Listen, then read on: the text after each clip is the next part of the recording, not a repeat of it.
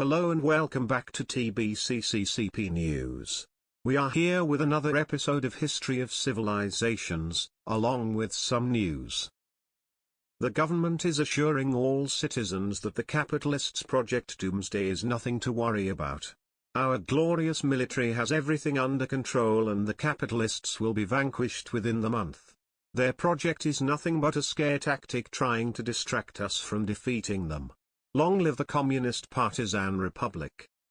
And now, the TB CCCP is proud to present History of Civilizations, Era of Expansion. The era of expansion was a wondrous time in society's civ history, for it was in this era our glorious government constructed the beautiful HQ building. An exquisite piece of modern architecture, that would be filled with countless redstone farms over the course of this era. This age brought about the end of the gun plug-in, due to an issue that led to weapons having infinite ammunition and being incredibly powerful. This update set back many factions, but the communists had been investing in powerful ranged vanilla weapons that gave them yet another advantage in the war on greed. But now they were at a new, secret location, and were perfectly hidden from everyone.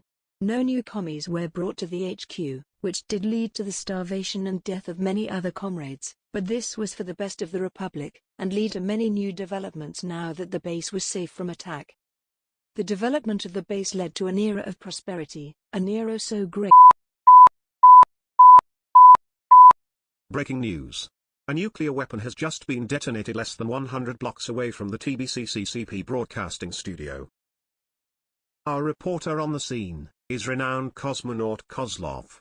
What's going on there? Things are getting real dicey over here, comrade. It looks like a mega nuke was detonated at this seemingly random location. It did not appear to do any damage to the base, except all the water has been removed for hundreds of blocks in every direction. Exactly how and why this happened is still under investigation, but have no fear, fellow citizens. Our government will work tirelessly to solve this case. That's good to hear, Comrade Kozlov. Thanks for your assistance. No problem, Ender. It's what any good worker would do for the motherland. Stay tuned, everyone. We will be bringing you constant updates on the situation as more information is revealed. We will get to the bottom of this. For the moment, it looks like the explosion has done no damage to the town and that there was no radiation leak. This just in, the communist government has released an official address to the nation and are asking all news stations to play this footage. We understand that many of you are scared, we understand that many of you are angry, but we can confirm that there was no damage sustained to the village or the immediately surrounding land, except for the evaporation of all liquids in the vicinity of the blast. At this time, we believe that the nuke was meant for another faction hiding in the hill where the blast happened and that the water evaporation was merely a miscalculation of the blast radius.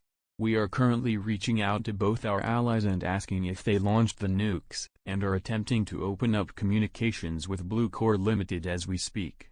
These are trying times, comrades, but we will push through them, just like all the others. Any questions? Do we know why all the water disappeared? As of right now we are unsure of the cause of the evaporation, but our top teams are looking into it as we speak. Next question. Why was the mounting targeted? Was there a government facility there? There was no government facility in the mountain. It is most probable that another faction had a base there and that was the target of the attack. Final question. Is this new nuclear evaporation technology something we should be worried about? Could this be Project Doomsday? I am not able to answer those questions at this time. Good day, ladies and gentlemen. Sir, was the nuke? What will the governments respond? That concludes the mandatory state address. We will now continue with our regularly scheduled programming. Good day, comrades.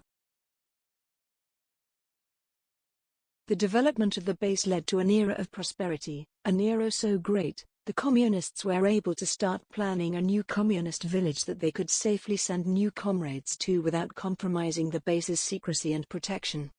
But all their plans at a bright new future for new commies were destroyed by the capitalists' Operation Hide and Seek.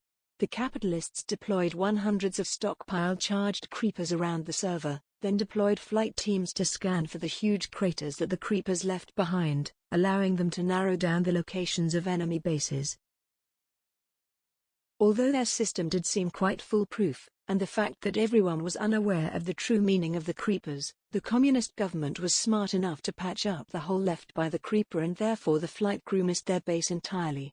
Our government's genius is almost frightening, except it's not, because our government is glorious and infallible. Long live the Republic. That concludes the mandatory state address. We will now continue with our regularly scheduled programming. Good day, comrades.